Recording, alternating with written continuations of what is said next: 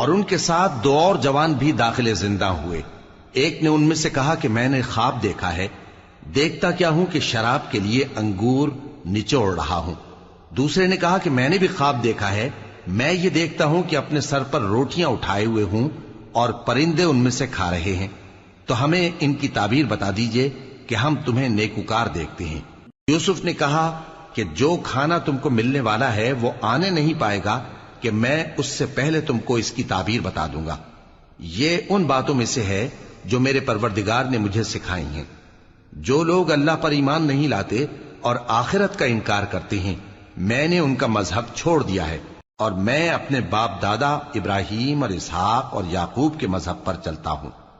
ہمیں شایع نہیں ہے کہ کسی چیز کو اللہ کے ساتھ شریک بنائیں، یہ اللہ کا فضل ہے ہم پر بھی اور لوگوں پر بھی، لیکن اکثر لوگ شکر نہیں کرتے۔ اے میرے قید خانے کے رفیقو، بھلا کئی جدا جدا آقا اچھے یا اللہ جو اکیلا ہے سب پر غالب ہے؟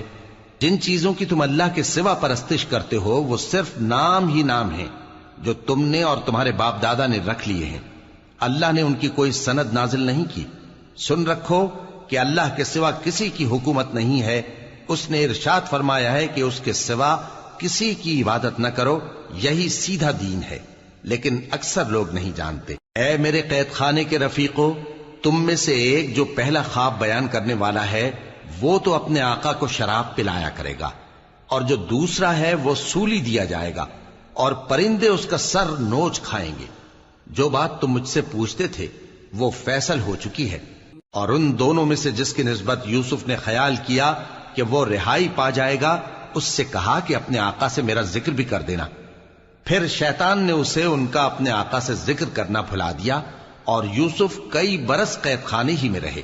اور بادشاہ نے کہا کہ میں نے خواب دیکھا ہے، دیکھتا کیا ہوں کہ 7 موٹی گائیں ہیں جن کو 7 دبلی گائیں کھا رہی ہیں، اور 7 خوشے سبز ہیں اور 7 خشک۔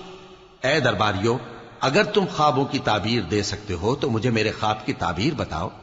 انہوں نے کہا یہ خواب تو پریشان خیالی سے ہیں اور ہمیں ایسے خوابوں کی تعبیر نہیں آتی۔ اور وہ شخص جو دونوں قیدیوں میں سے رہائی پا گیا تھا اور جسے مدت کے بعد وہ بات یاد آ گئی، بول اٹھا کہ میں آپ کو اس کی تعبیر لا بتاتا ہوں، مجھے قید خانے جانے کی اجازت دیجیے۔ غرض وہ یوسف کے پاس آیا اور کہنے لگا، یوسف، اے بڑے سچے یوسف، ہمیں اس خواب کی تعبیر بتائیے کہ 7 موٹی گایوں کو 7 دبلی گائیں کھا رہی ہیں، اور 7 خوشے سبز ہیں اور 7 سوکھے، تاکہ میں لوگوں کے پاس واپس جا کر تعبیر بتاؤں۔ عجب نہیں کہ وہ تمہاری قدر جانے۔ انہوں نے کہا کہ تم لوگ 7 سال متواتر کھیتی کرتے رہو گے، تو جو غلہ کاٹو تو تھوڑے سے غلے کے سوا جو کھانے میں آئے باقی کو خوشوں میں ہی رہنے دینا۔ پھر اس کے بعد خشک سالی کے 7 سخت سال آئیں گے کہ جو غلہ تم نے جمع کر رکھا ہوگا وہ سب کو کھا جائیں گے، صرف وہی تھوڑا سا رہ جائے گا جو تم احتیاط سے رکھ چھوڑو گے۔ پھر اس کے بعد ایک ایسا سال آئے گا کہ خوب مے برسے گا اور لوگ اس میں رس نچوڑیں گے۔